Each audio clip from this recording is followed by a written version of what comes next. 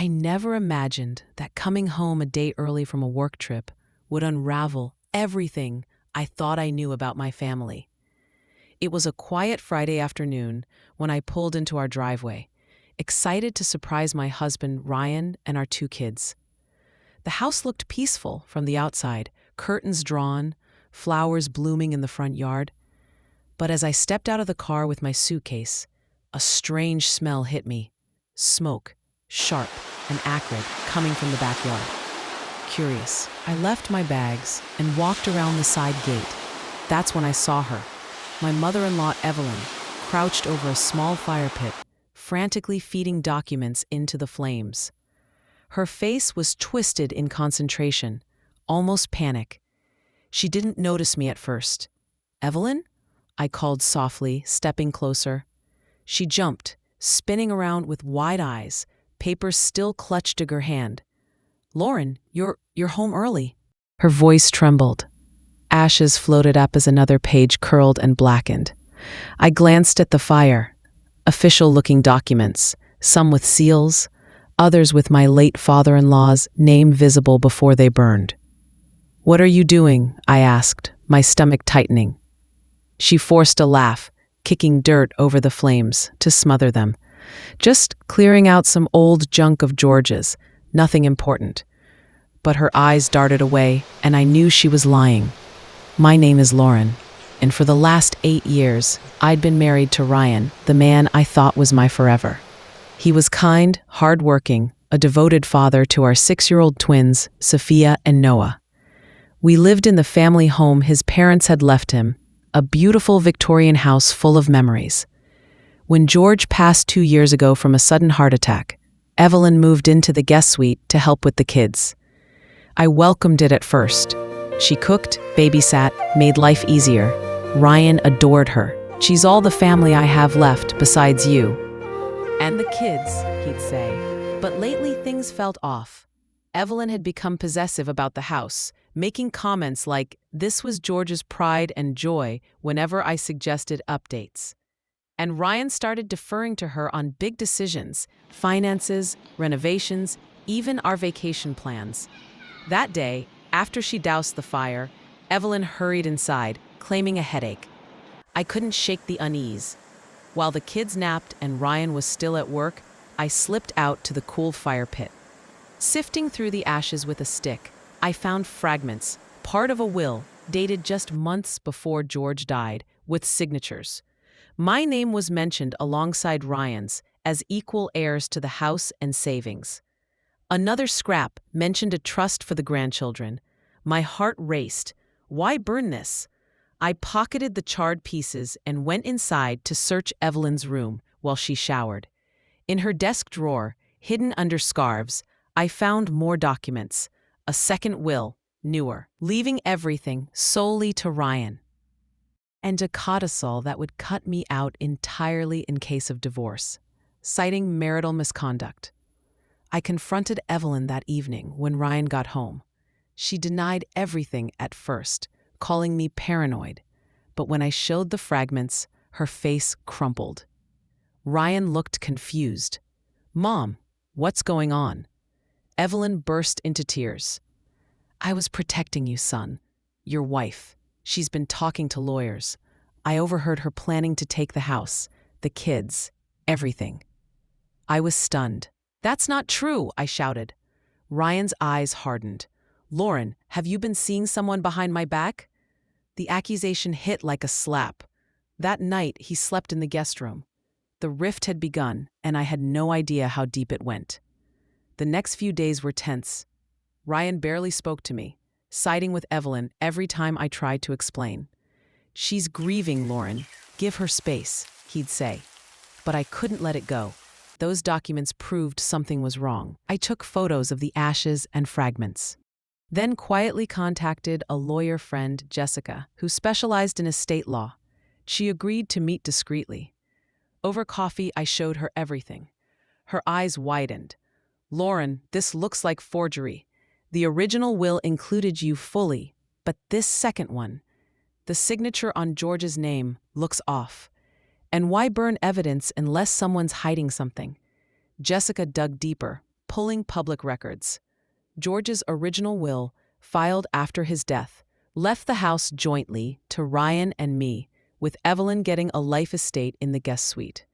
But a revised version had been submitted months later, after I was away on a girls' trip, changing everything to Ryan alone. The witness signatures? Evelyn's bridge club friends. Suspicious. Jessica advised getting a handwriting expert and notifying the probate court. This could be fraud, Lauren. Big time. Meanwhile, at home, Evelyn ramped up her campaign. She'd whisper to Ryan when she thought I wasn't listening. She's changed. Son, always on her phone, coming home early unannounced. The kids picked up on the tension, clinging to me more.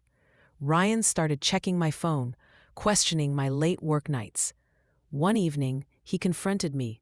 Mom says you've been moving money from our joint account. I hadn't, but when I checked, small transfers had been made to an account in Evelyn's name. She was framing me. I confided in my sister over the phone, who urged me to leave temporarily, take the kids and go to Mars until this is sorted. But I refused. This was my home too. Instead, I installed a nanny cam in the living room, hidden in the bookshelf. What it captured next shocked me. Late one night, Evelyn and Ryan sat at the kitchen table, poring over new papers. Once she's out of the picture, Evelyn said, the house is yours, free and clear. We can force a sale or make her sign it away. Ryan nodded slowly.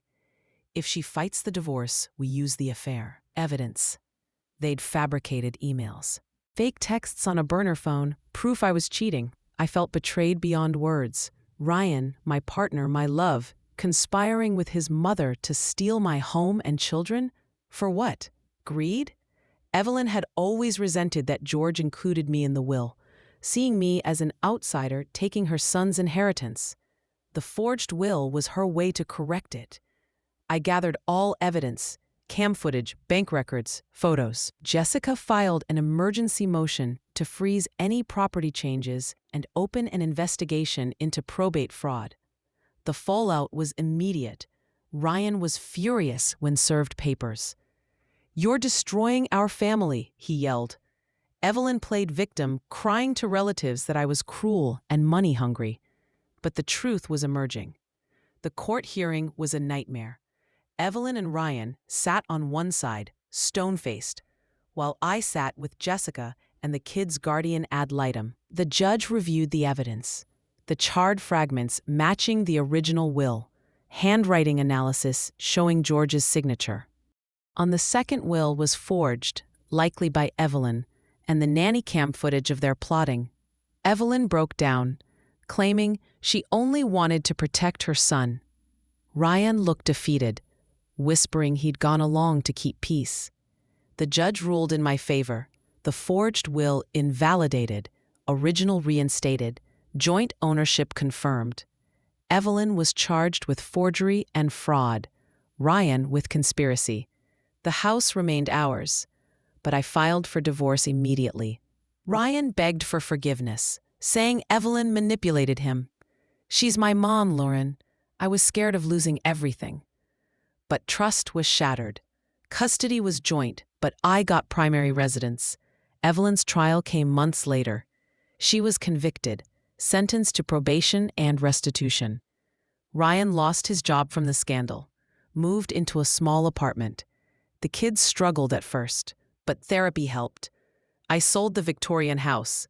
It held too many painful memories, and bought a bright, modern home nearby, just for me and the twins. We painted rooms in their favorite colors, planted a new garden. Life slowly healed. A year later, I'm stronger than ever.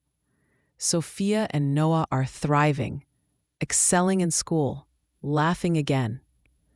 I started a blog anonymously at first, sharing my story to help other women facing in-law sabotage or inheritance fraud. It blew up. Thousands of messages from women in similar situations.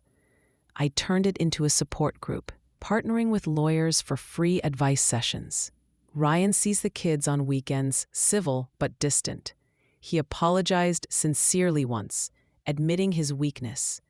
Evelyn lives in a senior home, cut off from us. The money from the house sale funded college funds for Sophia and Noah, and a small charity helping victims of estate fraud. That day in the backyard changed everything, but for the better. I learned to trust my instincts, stand up for my rights, and build a life on my terms. To any woman listening, if something feels wrong, dig deeper. You deserve your fair share, your peace, your future. Healing wasn't easy. Nights were the hardest, replaying arguments, questioning how I missed the signs. Therapy taught me it wasn't my fault. Evelyn's resentment had simmered for years. Ryan's fear of confronting her made him complicit. I focused on the kids, bedtime stories, park days, creating new traditions. Sophia started drawing family portraits with just the three of us. Heartbreaking, but honest. Friends rallied, hosting playdates, bringing meals. My sister moved closer for support. Work promoted me. The independence felt empowering. I dated casually after a while, a kind man who respected my boundaries. No rush. The blog became my outlet. Stories poured in. Mothers-in-law forging deeds, siblings hiding assets. I connected women with resources, even testifying for one in court. It gave purpose to the pain. 2 years on, life is beautiful. The twins are 8, confident and happy. We travel, beach trips, city adventures. I wrote a book about inheritance battles from a survivor's view. It's helping many. Ryan co-parents respectfully. Evelyn faded into regret. That fire in the backyard exposed lies but ignited my strength. Ladies, trust yourself. Fight for what's yours. You're capable of rebuilding bigger. Thank you for listening. If you're facing family greed, seek help. You're not alone. I'm Lauren, free and whole. Don't forget to subscribe. See you in the next life story with love and respect.